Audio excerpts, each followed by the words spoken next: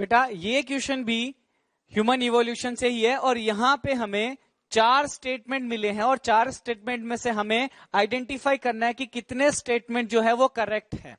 ठीक है, अच्छा अब देखिए पहला स्टेटमेंट आ रहा है cranial capacity of Homo habilis was 652 eight 100 CC.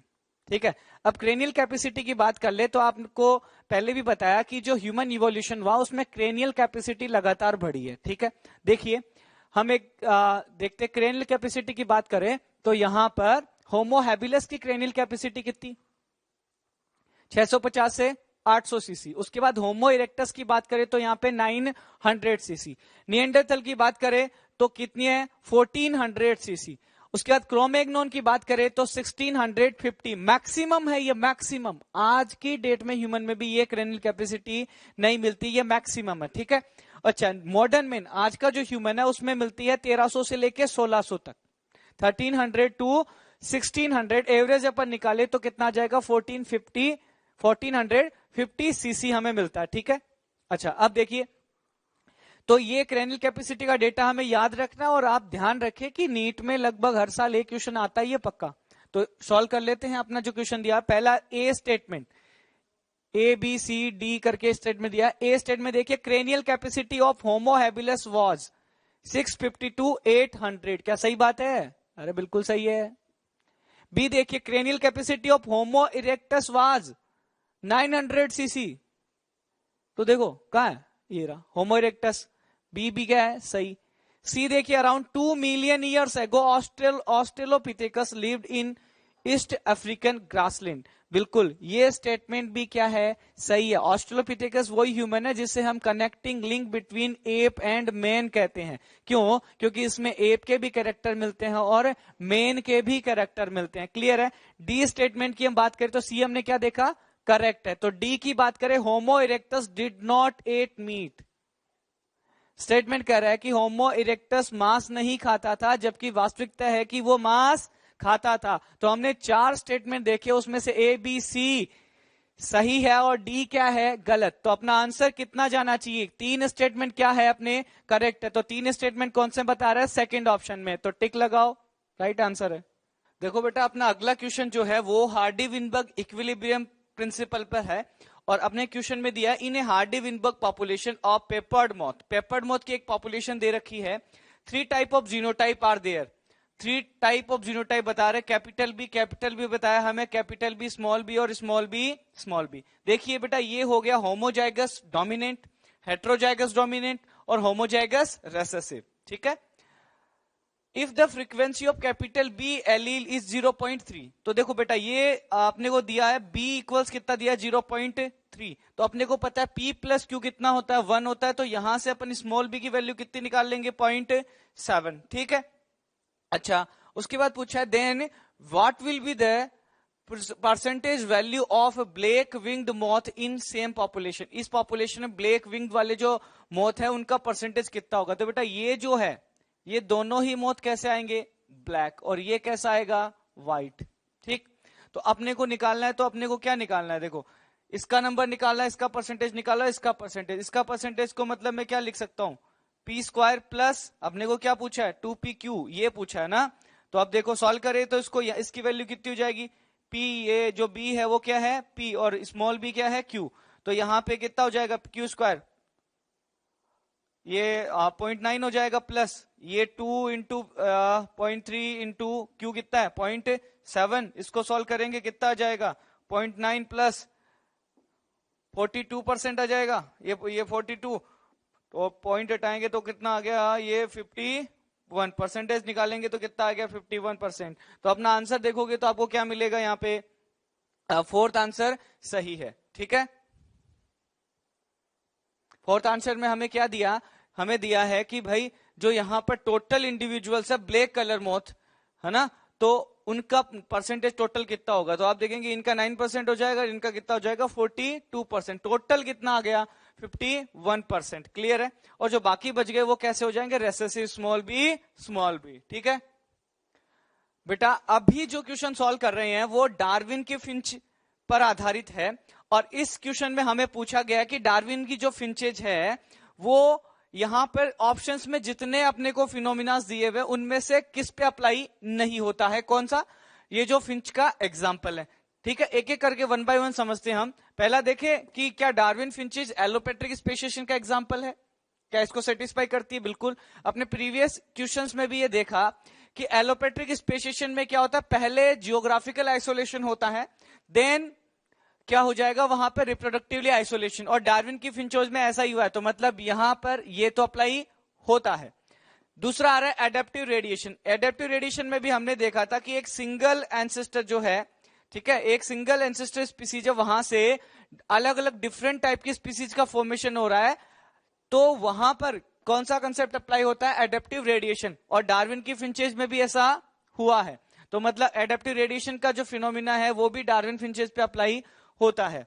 Third अपन बात करें जेनेटिक ड्रिफ्ट, और जेनेटिक ड्रिफ्ट पहले बात कर ले तो क्या हो जाएगा, किसी पॉपुलेशन में जो जीन फ्रीक्वेंसी है उसमें अचानक से कोई चेंज आ जाता है जिसकी वजह से न्यू स्पीसीज का फॉर्मेशन हो सकता है, तो उसको हम क्या बोलेंगे? Genetic drift. Normally genetic drift को दो पार्ट्स में पढ़ा जाता है, एक तो हम पढ़ते हैं फाउंडर इफेक्ट और एक पढ़ते हैं बॉटलनेक इफेक्ट। फाउंडर इफेक्ट में होगा क्या कि एक पर्टिकुलर जियोग्राफिकल एरिया है, क्या? एक पर्टिकुलर जियोग्राफिकल एरिया, और वहां से उस पॉपुलेशन का कोई पार्ट जो है कहीं दूसरी जगह चला जाता है। ठीक है, जैसे मैं बात करूं कि यहां पर एक जियोग्राफिकल एरिया था और यहां से कुछ इंडिविजुअल्स कहीं दूसरी जगह क्या कर गए? माइग्रेट करके दूसरी जगह माइग्रेट कर गए, तो यहाँ की एलिलिक फ्रीक्वेंसी में क्या हो जाएगा? चेंज आ जाएगा, और ये जो पॉपुलेशन है ये भी कहीं जाएगी, तो वहां पे भी एलिलिक फ्रीक्वेंसी क्या हो जाएगी? बदल जाएगी। इन फ्यूचर हो सकता है कि यहां से नई स्पीसीज का ही फॉर्मेशन हो जाए। तो यहां से जो एक्चुअल में जो पॉपुलेशन का पार्ट डेविएट हुआ था उनको अपन क्या बोलेंगे? फाउंडर। ठीक है, और ये जो कंसेप्ट होगा उसको अपन क्या बोलेंगे? Founder effect. तो डार्विन की फिंचेज में भी हमने देखा कुछ ऐसा ही हुआ है। और अगला आता है आर्टिफिशियल सिलेक्शन। देखिए, जो डार्विन की फिंच है वो आर्टिफिशियल सिलेक्शन का एग्जाम्पल नहीं है, सिलेक्शन का एग्जाम्पल है, लेकिन वो नेचुरल सिलेक्शन है। आर्टिफिशियल सिलेक्शन में क्या होता है? ह्यूमन इन्वॉल्वमेंट होता है, लेकिन डार्विन फिंच जो है उसमें ह्यूमन का कोई इन्वॉल्वमेंट नहीं है, वो एक नेचुरल प्रोसेस है। तो डार्विन फिंचेस में नेचुरल सिलेक्शन हुआ है, आर्टिफिशियल सिलेक्शन नहीं हुआ है। तो ये जो फिनोमिना है ये अप्लाई नहीं होता है डार्विन फिंचेज पे, तो अपना आंसर भी क्या जाएगा? यही जाएगा। बेटा अभी जो अपना सवाल आ रहा है और उसमें हमें क्या करना है कि इनकरेक्ट जो पेयर है उसको ढूंढना है। हमें क्या ढूंढना है? इनकरेक्ट जो मैच पेयर है उसको ढूंढना है। तो हमें चार ऑप्शन में मिला है। पहला ऑप्शन देखिए आप, पहले ऑप्शन में दिया lemur and spotted cuscus, lemur और स्पॉटेड कस्कस, और इनको बताया गया है कि इनमें क्या हो रहा है? Convergent evolution. तो आप लीमर को देखेंगे तो ये क्या है? प्लेसेंटल ऑर्गेनिज्म है, प्लेसेंटल मैमल है। वहीं पे आप स्पॉटेड कस्कस को देखेंगे तो ये क्या है? ये मार्सुपियल मैमल है। ये क्या है? Marsupial mammal. तो आप देखेंगे दोनों क्या शो करेंगे? Convergent evolution. इसका मतलब पहला मैच जो है, अपना पहला मैच क्या है? करेक्ट है, तो आंसर नहीं होगा। सेकंड देखिए, flipper of penguin and dolphin. देखिए फ्लिपर ऑफ पेंगुइन और डॉल्फिन जो है वो क्या है? होमोलोगस ऑर्गन की एनालोगस ऑर्गन? एनालोगस ऑर्गन होंगे। सही बात है। कैसे? क्योंकि यहां पे जो डॉल्फिन है और पेंगुइन है, तो पेंगुइन बर्ड हो गई, डॉल्फिन क्या हो गया? मैमल हो गया। दोनों में फ्लिपर सेम काम कर रहे हैं। ऐसा किस में होता है? होमोलोगस ऑर्गन्स में कि एनालोगस ऑर्गन में? तो ऐसा अपने को मिलता है एनालोगस ऑर्गन्स में। अपने को ऑप्शन में भी यही दिया हो, तो सेकंड अपना जो ऑप्शन है वो भी क्या, वो मैच भी कैसा है? करेक्ट है, तो ये भी आंसर नहीं जाएगा। अगला थर्ड देखिए, tiger cat, koala, kangaroo, numbat etcetera, ये क्या शो करते हैं? Adaptive radiation. देखेंगे आप tiger cat, koala, kangaroo, numbat, ये सारे के सारे क्या है? मार्सुपियल मैमल्स है। तो ये क्या शो करते हैं? कन्वर्जेंट की डाइवर्जेंट? ये शो करेंगे डाइवर्जेंट इवोल्यूशन। और साथ में क्या शो करेंगे? Adaptive radiation. इसका मतलब थर्ड जो मैच है वो भी क्या है? करेक्ट। अब फोर्थ मैच पेयर की बात कर लेते हैं। तो इसमें देखिए इंडस्ट्रियल मेलानिज्म। याद करो बेटा, बिस्टन बिटुलेरिया के बारे में हमने पढ़ लिया है। अच्छा, तो इंडस्ट्रियल मेलानिज्म जो है पेपर्ड मॉथ में मिलती है, जो बिस्टन बेटुलेरिया में मिलती है उसमें कौन सा सिलेक्शन होता है? तो हमने पहले भी पढ़ा कि उसमें स्टेबलाइजिंग सिलेक्शन होता है, क्या नहीं होता? तो उसमें कौन सा सिलेक्शन होगा? डायरेक्शनल। क्यों? क्योंकि डायरेक्शनल सिलेक्शन में क्या होता है? दोनों एक्सट्रीम वैल्यू जो फिनोटाइप में से एक का ही सिलेक्शन होता है। तो हमने देखा वहां पे कि या तो होगा डार्क कलर मोथ का सिलेक्शन या फिर कैसा होगा लाइट कलर मोथ का सिलेक्शन। मतलब दोनों एक्सट्रीम वैल्यूज में से कितने का सिलेक्शन होगा, एक का। इसका मतलब वहां पे कौन सा सिलेक्शन आना चाहिए, डायरेक्शनल। लेकिन यहां पे हमें फोर्थ ऑप्शन में जो मैच पेयर है वहां पे क्या दिया हुआ है, स्टेबिलाईजिंग, जो कि क्या हो गया, गलत। तो अपना आंसर कौन सा जाएगा, फोर्थ अपना करेक्ट आंसर जाएगा। क्लियर है बेटा? ये जो क्वेश्चन है इसमें हमें एक टेबल दी हुई है और टेबल से हमें क्या करना है, करेक्ट मैच पेयर्स को ढूंढना है। हमें 3 मैच पेयर दिए हुए और हमें ये पता करना है कि उनमें से कौन सा करेक्ट है और कौन सा इनकरेक्ट है। तो 1 बाय 1 इसको आइडेंटिफाई करते हैं। देखिए पहले दे रखा है यहाँ पे ऑस्ट्रेलियन मार्सुपियल्स की बात चल रही है और यहाँ पे सेकंड और थर्ड कॉलम में हमें दिया है शुगर ग्लाइडर और तस्मानियन वुल्फ। तो देखिए ऑस्ट्रेलियन मार्सुपियल मतलब जो ऐसे ऑर्गेनिजम्स की बात चल रही है जिनमें मार्सुपियम मिलती है, तो आप देखेंगे शुगर ग्लाइडर भी इसका एग्जांपल है और तस्मानियन वुल्फ भी इसका एग्जांपल है। मतलब ये मैच कैसा है, करेक्ट मैच है। ठीक। दूसरा अपन देखें एडेप्टिव रेडिएशन। एडेप्टिव रेडिएशन क्या होती है ये हमने बार बार पढ़ लिया है, फिर भी देखें तो एडेप्टिव रेडिएशन में क्या हो जाएगा, डार्विन फिंचेस जो है क्या एडेप्टिव रेडिएशन का एग्जांपल है, बिल्कुल है। ऑस्ट्रेलियन मार्सुपियल्स भी किसका एग्जांपल है, एडेप्टिव रेडिएशन का। इनका डायग्राम आपने देखा होगा, इस तरीके से हम दिखाते हैं। और सेम ऐसे ही अगर प्लेसेंटल मैमल्स में का एग्जांपल आता तो वो भी क्या होता है, एडेप्टिव रेडिएशन। मतलब ये भी कैसा है, करेक्ट है। फिर अगली बात करें हम फर्टाइल हाइब्रिड की। बेटा हाइब्रिड क्या होगा, जब दो अलग अलग स्पीसीज के ऑर्गेनिज्म को जबरदस्ती रिप्रोड्यूस करवा दिया जाता है और किसी कंडीशन में अगर वो प्रोजेनी प्रोड्यूस कर देता है तो वो जो प्रोजेनी आएगी उसको हम क्या बोलेंगे, हाइब्रिड बोल देंगे। क्या बोलेंगे, हाइब्रिड बोलेंगे। जैसे कि एक एग्जांपल हमने लिया टाइगन, क्या टाइगर लिया, तो टाइगन क्या है, टाइगर और लोयन के से बना हुआ ऑर्गेनिज्म है। ठीक है, लेकिन साथ ही ये ऐसा हाइब्रिड है जो कि फर्टाइल है, मतलब ये प्रोजेनी रिप्रोड्यूस कर सकता है। तो फर्टाइल हाइब्रिड का एग्जांपल टाइगन है, लेकिन लोयन क्या हाइब्रिड है, लोयन हाइब्रिड नहीं है। तो अपना जो है कौन कौन सा मैच जो है वो सही है, अपना फर्स्ट मैच सही है, सेकंड सही है, लेकिन थर्ड नहीं है। अब ऑप्शंस में ढूंढिए तो आपको पता चलेगा, फोर्थ ऑप्शन में दे रखा है फर्स्ट एंड सेकंड, क्या बता रहे हैं, करेक्ट बता रहे हैं। तो अपना आंसर भी क्या जाएगा, यही जाएगा। क्लियर बेटा? इस क्वेश्चन में हमें 2 कॉलम मिले, कॉलम फर्स्ट और कॉलम सेकंड। कॉलम फर्स्ट में जब आप देखेंगे तो हमें कुछ साइंटिस्ट के नाम मिले हैं और कॉलम सेकंड में आप देखेंगे तो हमें उनसे रिलेटेड कुछ टर्म्स दी हुई है। तो हमें 1 बाय 1 देखना है और इनको मैच करना और अपना करेक्ट आंसर ढूंढना है। सबसे पहले बात करें हम डार्विन की। तो डार्विन के बारे में आपने जाना होगा कि डार्विन जो है उन्होंने नेचुरल सिलेक्शन थ्योरी दी थी और उनके थ्योरी के 2 की कंसेप्ट हुआ करे, वो थे एक तो नेचुरल सिलेक्शन और एक था कौन सा, ये ब्रांचिंग डिसेंट। ठीक है, अच्छा अब देखोगे तो डार्विन ने एक बुक भी लिखी थी, बुक का नाम क्या था, ओरिजिन ऑफ स्पीसीज। तो डार्विन से रिलेटेड टर्म्स देखिए आप, तो क्या म्यूटेशन थ्योरी, नहीं, म्यूटेशन थ्योरी किसने दी थी, ह्यूगो डी व्रीज ने। प्रोटीनोइड बॉडी की बात अभी हम करेंगे। ओरिजिन ऑफ स्पीसीज जो बुक लिखी थी डार्विन ने वो कौन सी, ओरिजिन ऑफ स्पीसीज, मतलब ए किसके साथ मैच कर रहा है, आर के साथ मैच कर गया।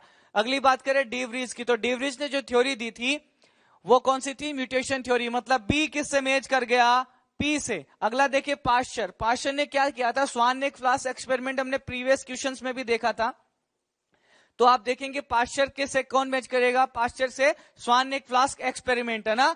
तो यहां पे देखोगे तो क्या जाएगा, सी किससे मैच कर रहा है, टी के साथ मैच कर रहा है। फिर आप देखिए फॉक्स, बेटा ये फॉक्स जो है लोमड़ी नहीं है, क्या नहीं है, लोमड़ी नहीं है। फॉक्स का मतलब यहाँ पे सिडनी फॉक्स है। और आपको पता होगा जब आपने केमिकल इवोल्यूशन पढ़ा और वहां पे आपने पढ़ा होगा प्रोटोबायोंट, क्या पढ़ा, ओरिजिन ऑफ प्रोटोबायोंट।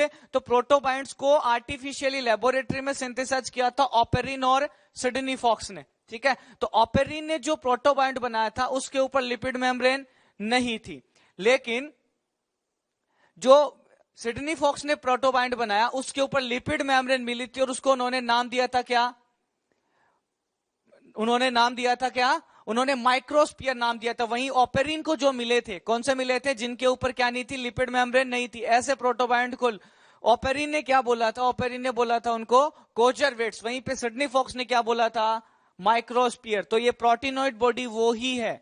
तो फॉक्स ने, तो फॉक्स से रिलेटेड कौन है, प्रोटीनोइड बॉडी। तो आप यहां से डी किससे मैच कर जाएगा, क्यू से। एक बच गया स्पेशल क्रिएशन। तो स्पेशल क्रिएशन जो है इसके ग्रेट, ये एक थ्योरी है और इसके ग्रेट सपोर्टर जो थे वो कौन थे, फादर सुआरेज, जो कि इधर अपने को मिला ही नहीं है। तो आपने ढूंढो, ए से आर मैच कर रहा है, बी से पी, सी से टी और डी से क्यू। ऑप्शंस देखोगे तो हमें पहला ऑप्शन सही लग रहा है, ए से आर, बी से पी, सी से टी और डी से क्यू। तो यही अपना आंसर है। इवोल्यूशन का एक अगला सवाल सॉल्व करते हैं हम, और इस जो क्वेश्चन है उसमें हमें 4 स्टेटमेंट मिले हैं। फिर से हमें कितने स्टेटमेंट मिले हैं, 4, और हमें आइडेंटिफाई करना है नॉट करेक्ट, इनकरेक्ट स्टेटमेंट को आइडेंटिफाई करना है। वन बाय वन हम एक एक स्टेटमेंट को लेते हैं। और पहला स्टेटमेंट आ रहा है, fossilised animal provide important information to trace evolution. जो अपन फॉसिल्स मिलते हैं, कि जो जैसे डायनासोर है, आर्कियोप्टेरिस है, इनके जो फॉसिल्स मिले, क्या उनकी हेल्प से हम जो है इवोल्यूशन को ट्रेस कर सकते हैं? बिल्कुल कर सकते हैं। हम कनेक्टिंग लिंक ढूंढते हैं उसमें। हम जैसे ह्यूमन इवोल्यूशन भी हमने फॉसिल जो है उनके बेसिस पे ही बताया है। तो पहला स्टेटमेंट यहां से क्या गया, करेक्ट है। ठीक है, कि अपन फॉसिल्स को देख के इवोल्यूशन को ट्रेस कर सकते हैं। सेकंड स्टेटमेंट देखिए, wings of bat and forelimb of cow are homologous. देखिए, बेट और जो काउ है दोनों ही क्या है, वर्टिब्रेट हो गए। वर्टिब्रेट में भी बात करें तो दोनों ही क्या है, मैमल है। ठीक है, और मैमल में भी दोनों क्या है, फोर लिम्ब। तो आप देखेंगे humerus, radius, ulna carpal, metacarpal और फेलेंजेट जो है वो सारी बोन्स इनमें सेम मिलेगी। इसका मतलब दोनों जो है बेट और काउ के जो फोर लिम्स है वो किसके एग्जाम्पल है, होमोलोगस ऑर्गन्स के एग्जाम्पल है। मतलब दूसरा स्टेटमेंट भी क्या चला गया, सही चला गया। थर्ड स्टेटमेंट की बात करें तो थर्ड स्टेटमेंट हमें मिला है, in higher animals early developmental stages are similar. जब हम एम्ब्रियोलॉजिकल एविडेंसेस देखते हैं और अलग अलग इंडिविजुअल्स का जो अर्ली डेवलपमेंट होता है, एम्ब्रियोलॉजिकल डेवलपमेंट हम पढ़े तो सब में ऑलमोस्ट सिमिलर होता है। स्टार्टिंग आप देखेंगे, एक स्पर्म और ओवा जो है फ्यूज होते हैं, जाइगोट बनता है, देन उसमें क्लीवेज होता है। तो अर्ली स्टेजेज है वो एनिमल्स में कैसी होती है, सेम होती है। मतलब थर्ड स्टेटमेंट भी यहां से क्या गया, अपना करेक्ट गया। अपने को आइडेंटिफाई क्या करना है, इनकरेक्ट स्टेटमेंट। तो फोर्थ स्टेटमेंट पढ़ते हैं एक बार, variation among individuals are not important in natural selection. ये कह रहा है कि नेचुरल सिलेक्शन की जो प्रोसेस होती है उसमें एक पर्टिकुलर इंडिविजुअल में जो वेरिएशंस मिलती है वो इंपॉर्टेंट नहीं होती है। आपको बता दूं कि नेचुरल सिलेक्शन में जब हम यूनिट पढ़ते हैं, यूनिट ऑफ नेचुरल सिलेक्शन, तो उसमें हम क्या पढ़ते हैं, हम उसमें इंडिविजुअल पढ़ते हैं। नेचुरल सिलेक्शन में हम ये पढ़ते हैं कि एक पॉपुलेशन है, उसमें बहुत सारे इंडिविजुअल्स है, कुछ के पास एडेप्टिव वेरिएशंस है, मतलब अच्छी वेरिएशन है, जिनको यूटिलाइज करके वो रिसोर्सेज को सबसे ज्यादा यूज कर सकता है और अच्छे से यूज करेगा तो उसको रिप्रोडक्शन के चांस भी मिलेंगे। ठीक है, तो वो अपनी प्रोजेनी को वहां पर ला पाएगा और अपना अस्तित्व बनाए रख सकता है। तो आप देखेंगे कि नेचुरल सिलेक्शन में एक इंडिविजुअल होता है, उसमें जो वेरिएशन मिलती है उनकी इंपॉर्टेंस है। जबकि क्वेश्चन क्या कह रहा है, variation among individuals are not important.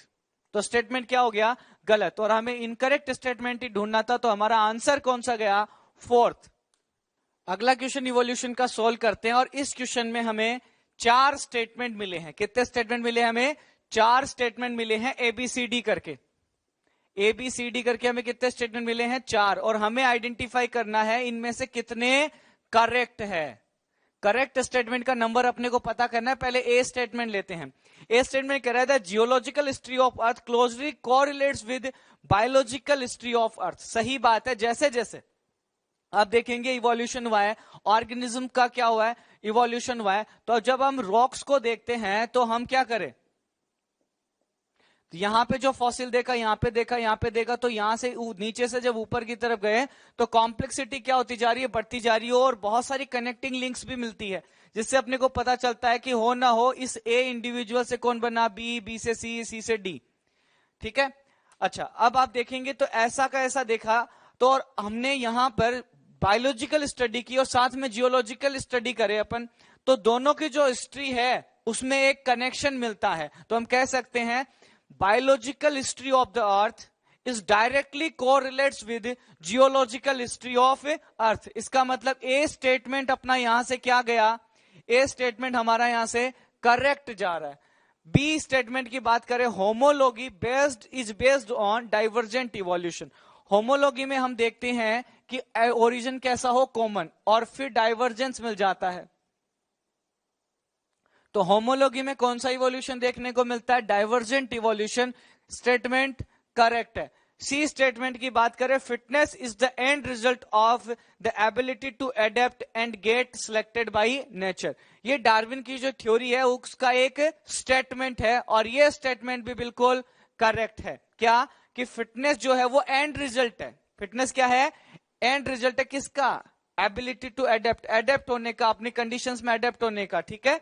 अच्छा, और जब ऑर्गेनिज्म अडेप्ट हो जाएगा तो उसको कौन सिलेक्ट कर लेता है? नेचर उसको सिलेक्ट कर लेती है। तो कुल मिला के सी स्टेटमेंट अपना क्या गया यहाँ पे? करेक्ट गया। डी स्टेटमेंट की बात करें, Hardy Weinberg principal operates only in small population. ध्यान रखना बेटा, हार्डी विनबर्ग इक्विलिब्रियम जब हमने पढ़ा है तो उसमें हमने पढ़ा कि पॉपुलेशन साइज कैसी होनी चाहिए? लार्ज होनी चाहिए, तब जाके हार्डी विनबर्ग इक्विलिब्रियम मेंटेन होता है। लेकिन यहाँ पे क्या दिया हुआ है? स्मॉल पॉपुलेशन, जो कि स्टेटमेंट क्या कर देता है?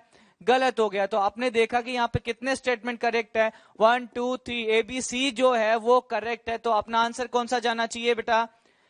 कौन सा जाना चाहिए? 3 जाना चाहिए, क्योंकि 3 जो 3 नंबर का जो ऑप्शन है उसमें कितने स्टेटमेंट सही बता रहे हैं? 3 स्टेटमेंट सही बता रहे हैं। क्लियर?